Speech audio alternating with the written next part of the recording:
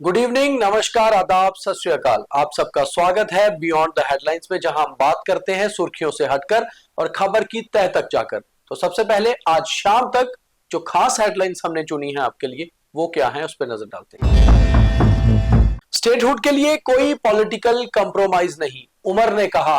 उमर का दावा, अगर बीजेपी कहे तो वो मुख्यमंत्री पद से भी दे सकते हैं इस्तीफा, मगर स्टेटहुड लेकर ही रहेंगे।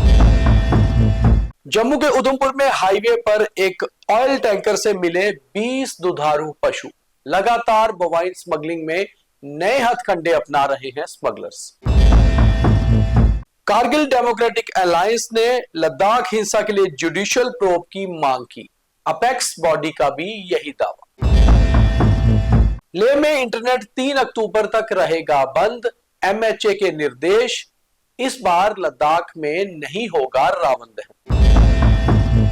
पाकिस्तान के अंदरूनी हालात बेहद खराब। सिंध प्रांत के क्वेटा में एक धमाका, 10 लोगों की मौत, कई घायल। अब देखिए खबरें विस्तार से, और मेरे साथ होंगे मेरे सहयोगी पवन शर्मा। राज्यसभा चुनाव सर पर है और जम्मू कश्मीर में राजनीतिक सरगर्मियां लगातार बढ़ रही हैं। जम्मू कश्मीर के मुख्यमंत्री उमर अब्दुल्ला का एक बड़ा बयान आज कश्मीर से आया है। उन्होंने कहा है कि स्टेटहुड को लेकर कोई भी पॉलिटिकल कॉम्प्रोमाइज नहीं होगा, यानी कि इशारा साफ दे दिया है कि नेशनल कॉन्फ्रेंस राज्यसभा चुनावों को लेकर अगर स्टेटहुड बीच में आता है तो कोई कॉम्प्रोमाइज नहीं करेगी और राज्यसभा चुनाव और स्टेटहुड अपनी ही शर्तों पर लड़ेगी। उमर अब्दुल्ला ने इससे आगे यह भी कह दिया कि अगर बीजेपी चाहती है कि मैं रिजाइन कर दूं तो मैं रिजाइन भी करने को तैयार हूं और किसी भी विधायक को वो चीफ मिनिस्टर बना सकते हैं, मगर स्टेटहुड पर कोई कंप्रोमाइज नहीं होगा। तो पवन जी, ये लग रहा है कि जो मैच 16 अक्टूबर को शुरू हुआ था, नई सरकार बनी थी, 1 साल होते होते अब उमर अब्दुल्ला पूरी तरह से खींच चुके हैं कि स्टेटहुड की वापसी हुई नहीं और लगातार पावर आ नहीं रही है, और अब वो साफ कर रहे हैं कि राज्यसभा चुनाव में भी स्टेटहुड को लेकर अगर कोई शर्त रखी जाएगी तो मंजूर नहीं है। देखिए, उमर अब्दुल्ला ने मुख्यमंत्री बनने के बाद देख लिया है कि सिर्फ वादे हो रहे हैं, काम कुछ नहीं हो रहा। सरकार की तरफ से कहा गया था कि स्टेटहुड देंगे, दिया नहीं। अब वो एक ना ऐसी गेम खेल रहे हैं कि ठीक है, हम कॉम्प्रोमाइज नहीं करेंगे राज्यसभा चुनावों में, यानी कि भारतीय जनता पार्टी का एक ही बंदा अब जा सकता है। हम उनको जीतने में सपोर्ट नहीं करेंगे पे कोई कॉम्प्रोमाइज नहीं। उनको पता है कि भारतीय जनता पार्टी अपना मुख्यमंत्री नहीं बना सकती जी। आप नॉमिनेटेड भी 5 एमएलए कर लेते हो तब भी नहीं बना सकते, आपके पास इतना नंबर्स नहीं, जब तक एनसी टूटे ना। और उनको पता है कि इस समय कश्मीर के मुद्दे को लेकर एनसी नहीं टूटे, और अगर कॉम्प्रोमाइज होता तो टूट सकती है, कॉम्प्रोमाइज होता तो टूट सकती है। और उम्र इस समय बहुत ही जबरदस्त गेम के ऊपर है, उनको पता होगा कुछ नहीं, इसलिए वो लगातार यही कह रहे हैं कि नो कॉम्प्रोमाइज, आप स्टेटहुड दीजिए। अब उन्होंने इनको फंसा के रख दिया, पहले वो खुद फंसा हुआ था। अब जिस तरह से बयानबाजी हो रही है ना, दिख रहा है कि उमर अब इनको फंसाने के चक्कर में है कि आप अपना मुख्यमंत्री। अब उमर अब्दुल्ला के पास पहुंची, मुझे लगता है 2 ही ऑप्शन बचे हैं, या तो वो रिजाइन कर दें और सब कुछ केंद्र पे छोड़ दें, या फिर ये 5 साल सरकार ऐसे ही चलाए और बीजेपी को भी फंसाए रखें। हाँ, देखिए, तीसरा ऑप्शन तो कोई है नहीं। भारतीय जनता पार्टी के पास साथ अगर जुड़ते हैं तो कश्मीर में कैडर बिखर जाता है, पार्टी टूट भी सकती है। भारतीय जनता पार्टी के खिलाफ रहते हैं तो स्टेटहुड नहीं मिलता, ऐसे ही पावर चलेगी। तो ऐसे ही चल रही है गाड़ी। इंजन एक ही है, डबल इंजन की सरकार अब नहीं लगेगी, चलती रहेगी। लेकिन उमर बहुत चालाक हैं, वो देखते हैं कि ठीक है, आपने नहीं देना, हम आपको इसी तरह से तंग करते रहेंगे, मांगते रहेंगे, सरकार चलाते रहेंगे। और कहीं ना कहीं राज्यसभा की भी 3 सीटों की उम्मीद नेशनल कॉन्फ्रेंस की बरकरार है। बिल्कुल। तो आगे बढ़ते हैं, अगली खबर क्राइम से जुड़ी हुई है, और ऐसा क्राइम जो कि बहुत लंबे समय से जम्मू रीजन में होता रहा है, जम्मू और कश्मीर में, और इसको लेकर नए नए हथकंडे स्मगलर अपनाते हैं। यह बोवाइन स्मगलिंग। बोवाइन स्मगलिंग में आज एक बड़ा मामला सामने आया, जब हाईवे पर, जम्मू श्रीनगर हाईवे पर उधमपुर इलाके में गरनई एक जगह है, वहां पर एक ट्रक को रोका गया पुलिस द्वारा। जानकारी थी कि उसमें बोवाइन जा रहे हैं, वो था तो ऑयल टैंकर, मगर जब ऑयल टैंकर को देखा गया तो बीच में 20 बोवाइन निकले, यानी कि दुधारू पशु। अब बड़ी बात यह है कि इसको पूरी प्लानिंग के तहत पहले टैंकर को निकाला गया, फिर उसके बीच में बोवाइन भरे गए, फिर पूरी तरह से वेल्डिंग करके भेजा जा रहा था। तो खुद सोचिए कि किस तरह की ये स्मगलिंग है जिसमें इतने बड़े हथकंडे अपनाए जा रहे हैं, और इस पर लगातार एजेंसियां अब ये देख रही हैं कि किस किस तरीके से नए नए जो है तरीके अपनाकर बोवाइन स्मगलिंग हो रही है। देखिए, पंजाब से टैंकर चला, लखनपुर को क्रॉस किया जी उधमपुर में पकड़ा गया। रास्ते में हाईवे पे कितने नाके हैं, जी पहले तो उनको पूछ लीजिए बिल्कुल। कि ट्रक कैसे वहां पहुंचा। लखनपुर में हाल ही में एक टैंकर पकड़ा गया था, उसमें भी ऐसा ही था, उसमें भी ऐसा ही था, सब्जी और फलों के बीच में भी बीच वो में मवेशी थे। अब ये कहानी टैंकर वाली जो है, जी जो टैंकर के चालक हैं वो पेट्रोल सप्लाई, डीजल सप्लाई करते हैं, बिल्कुल उन्होंने उसको बंद करके मोबाइल को सप्लाई करना शुरू कर दिया है। तो जो मालिक हैं उनको भी यहाँ पे लाना चाहिए। बिल्कुल लाना चाहिए। ड्राइवर तो ठीक है, पेरोल पे है, टैंकर के जो मालिक हैं उनको भी लाया क्योंकि जाए। टैंकर को काटना और वेल्डिंग करना मालिक की परमिशन के बिना तो होगा ही नहीं। और दूसरा नंबर, जितने नाके रास्ते में पड़ते हैं उनको भी पूछना चाहिए कि आपकी आप सिक्योरिटी, वहां से गाड़ी कैसे निकली। तो ये बहुत बड़ा सवाल है। इसमें क्या है कि इसमें बड़े लेवल पर गेम फिट है। आप देखिए, आए दिन ट्रक्स पकड़ते हैं, टैंकर्स पकड़े जाते हैं, या फिर फल सब्जियों के बीच में बोवाइन जाते हैं, यहां तक कि निजी गाड़ियों में, स्कॉर्पियो में, बोलेरो में, कारों में भी बोवाइन को छुपा के लेके जाते हैं। तो कमाई कितनी है, ये कितना बड़ा नेटवर्क है, कितना बड़ा नेक्सस है, कितना पैसा इसमें कमाया जा रहा है और कितना बांटा जा रहा है, ये भी जांच होनी चाहिए।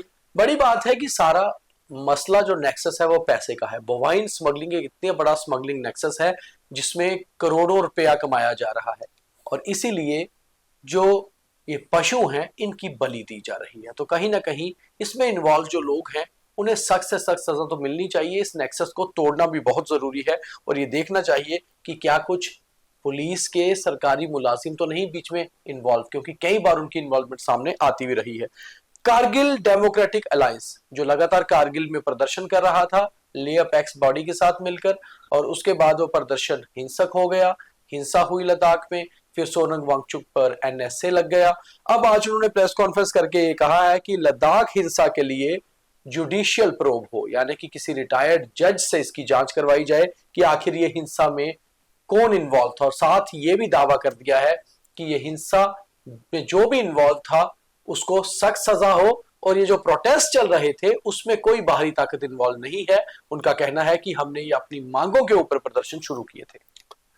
देखिए, अपेक्स जो ले का अपेक्स बॉडी है, जो ले की, और कारगिल डेमोक्रेटिक अलायंस, केडीए, दोनों, हाँ, दोनों ने शुरुआत में ही ये कहा था कि हम यहाँ पर शांति चाहते हैं, हमारी जो डिमांड्स है वो स्टेटहुड है और उसके साथ 6 शेड्यूल है, आप उनको लाइए। अब उसमें क्या हुआ, दंगा हुआ, उसके बाद तरह तरह के आरोप लगाए गए, वांगचुक को एनएसए के तहत गिरफ्तार किया गया, जिसका ले अपेक्स बॉडी भी और साथ में केडीए भी इसका जो है निंदा कर रही है।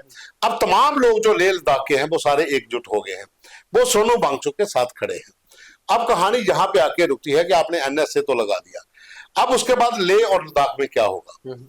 देखिए, ये एक बड़ी साजिश का हिस्सा हो सकता है, जिस तरह से केंद्र सरकार कह रही है, जहां एजेंसीज कह रही हैं, जहां डीजीपी ले एसडी सिंह जमाल कह रहे हैं कि हमने एक पीआईओ पकड़ा था जो पाकिस्तान का ऑपरेटिव था, वो इनके कांटेक्ट में था, अब उनको प्रूफ करना है।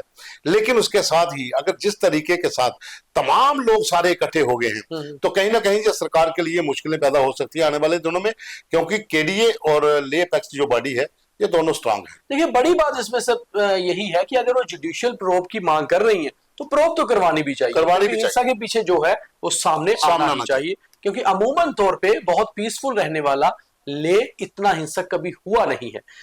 अगली खबर भी ले से जुड़ी हुई है। जब कश्मीर में आतंकवाद का दौर था तो कई सालों तक कश्मीर में दशहरा नहीं मनाया जाता था, रावण दहन नहीं होता था, मगर उस दौरान भी जम्मू से रावण के पुतले बनकर सड़क के रास्ते लद्दाख पहुंचते थे और लेह में दशहरा मनाया जाता था। पहली बार ऐसा हो रहा है कि लेह में रावण के पुतले नहीं भेजे गए और वहां इस बार दशहरे पे रावण दहन नहीं होगा।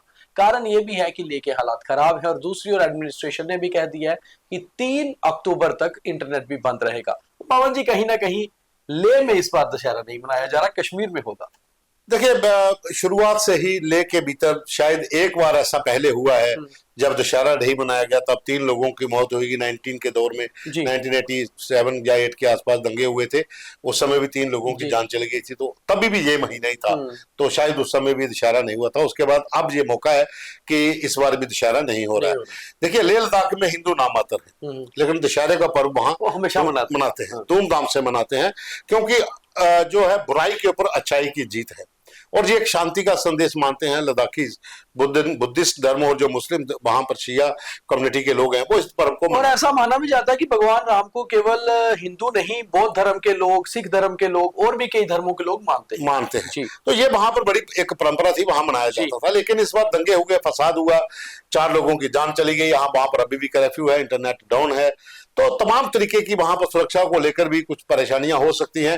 तो एडमिनिस्ट्रेशन की तरफ से भी और जो ऑर्गेनाइजेशन जो लोग दशहरा करवाती थी उनकी तरफ से भी ये डिसाइड किया गया कि इस बार दशहरा नहीं मनाएंगे। बात पड़ोसी मुल्क पाकिस्तान की भी कर लेते हैं, जहां के हालात भी कोई ज्यादा बेहतर नहीं है। कल हमने बात की थी पाकिस्तान ऑक्यूपाइड कश्मीर की, जहां पर प्रोटेस्ट लगातार पाकिस्तान की सरकार के विरुद्ध में चल रहे हैं और उन लोगों का कहना है कि उनके साथ लगातार अत्याचार हो रहे हैं। पाकिस्तान की अंदरूनी हालात भी ठीक नहीं है। यह इस बात से सामने आता है कि पाकिस्तान के सिंध प्रांत के क्वेटा शहर में एक धमाका होता है और उस धमाके में 10 लोग मारे जाते हैं, कई घायल हुए हैं। और जानकारी के मुताबिक यह धमाका भी पाकिस्तान के ही आतंकी संगठनों ने करवाया है। लगातार इस तरह के जो हालात पाकिस्तान में बने हुए हैं, पाकिस्तान स्टेट डिस्टेबल हो रही है। देखिए, पिछले 7-8 महीनों में जी, क्वेटा, बलूचिस्तान, सिंध प्रांत के या दूसरे इलाके हों, खैबर पख्तूनख्वा का या फिर वो इलाका हो जहां पर डोरेंट लाइन आती है, 7-8 महीने में जो कम से कम 150 से ज्यादा बार टेररिस्ट एक्टिविटीज हो चुकी हैं। अटैक हुए हैं, ब्लास्ट हुए हैं, सुसाइड अटैक हुआ है, ट्रेन के ऊपर, ट्रेन को अगवा कर लिया गया है। पाकिस्तानी फौज के तमाम लोगों को बलूच लिबरेशन आर्मी ने घात लगाकर मारा है। ये जो क्वेटा के फ्रंटियर कॉर्प्स हेडक्वार्टर है, जो पाकिस्तान की फौज का जो फ्रंटियर फोर्स है, उसके हेडक्वार्टर, कॉर्प्स हेडक्वार्टर के सामने जो ब्लास्ट हुआ है और जो सुसाइड ब्लास्ट था, अगर वीडियो अगर आप देखें नेट के ऊपर तो उसमें एक व्यक्ति रोड क्रॉस करके हुए आता है और मेन गेट के पास जाकर जो ब्लास्ट होता है, जब गाड़ी, फोर्सेस की गाड़ी वहां पर निकलती है, तो 10 लोगों की मौत की पुष्टि अभी तक हुई। यह आंकड़ा और बढ़ सकता है, बहुत से लोग अभी भी घायल हैं। तो पाकिस्तान के अंदर ही इस समय आग है और टीटीपी जो तहरीक तालिबान पाकिस्तान है, बलोच लिबरेशन आर्मी है, तमाम जो दूसरे बलोच संगठन हैं, वो सब जो हैं वो पाकिस्तान की सरकार और फौज के खिलाफ मोर्चा लिए हुए हैं और पिछले कई सालों से ये जंग चल रही है। पाकिस्तान भले ही जम्मू कश्मीर के भीतर आतंकियों को भेजने के लिए तरह तरह के हथकंडे अपनाता हो, लेकिन अपने इलाकों के भीतर वो अपनी पकड़ खोता जा रहा है। और मुझे लग रहा है कि इसी तरह से अगर चला, जैसे बलूचिस्तान के लड़ाकों ने पिछले 3-4 महीनों में आधी से ज्यादा लैंड को एक्वायर कर लिया है पाकिस्तान की, बहुत से हेडक्वार्टर्स उनके कब्जे में हैं, जो आरटीओ ऑफिस हैं वो उनके कब्जे में हैं, बहुत से तहसीलदार या दूसरे जो रेवेन्यू ऑफिशियल्स की बिल्डिंग्स उनके कब्जे में हैं। तो ये अगर आगे बढ़ते गए तो बहुत जल्दी कराची तक भी पहुंचेंगे। तो पाकिस्तान के हालात बेहद खराब हैं, मगर पाकिस्तान लगातार कोशिश करता है भारत में हालात खराब कराने की। तो आज के बीटीएच में इतना ही। खबरों का सिलसिला यहीं पर, मगर अब देखिए थॉट ऑफ द डे। और अब देखिए थॉट ऑफ द डे यानी कि आज का ज्ञान। दरअसल आज दुर्गाष्टमी है और दुर्गाष्टमी को मां दुर्गा के 8वें स्वरूप यानी कि मां महागौरी की पूजा की जाती है। और आपको पता है कि मां गौरी किस चीज की देवी है? दरअसल उन्नति, प्रगति, अच्छी सेहत और लंबी उम्र की। और मां गौरी की कहानी क्या है? वो कहानी ये है जिससे हम सीख भी ले सकते हैं। मां गौरी ने एक बार अपना तप किया, वो तप इतना अधिक था कि तप करते करते उनका रंग सांवला पड़ गया, मगर वो उसके बावजूद भी नहीं मानी। मगर जब भगवान शिव उनसे खुश हो गए तो उन्होंने उनका दूध से उन्हें स्नान करवाया, जिससे कि उनका रंग सांवले से गोरा हो गया। और उसके बाद मां दुर्गा के इस स्वरूप का नाम मां महागौरी हो गया। इसका मतलब यह है कि जब आप तप करते हैं या किसी चीज पे निष्ठा पे चलते हैं तो अल्टीमेटली आप सफल भी होते हैं और उस दौरान आपको जितनी भी दिक्कतें आई हो वो आपकी अंत में मंजिल पर पहुंचने से हट भी जाती है। तो उम्मीद है कि मां दुर्गा और मां गौरी की आप पर कृपा हमेशा बनी रहेगी। तो आज के बीटीएच में इतना ही। कल दोबारा मुलाकात करेंगे, तब तक के लिए द न्यूज रूम 24 आवर्स के सभी कार्यक्रम देखते रहिए। अगर आपने हमें अभी तक लाइक और फॉलो नहीं किया तो कर लीजिए। बहुत धन्यवाद। जय हिंद।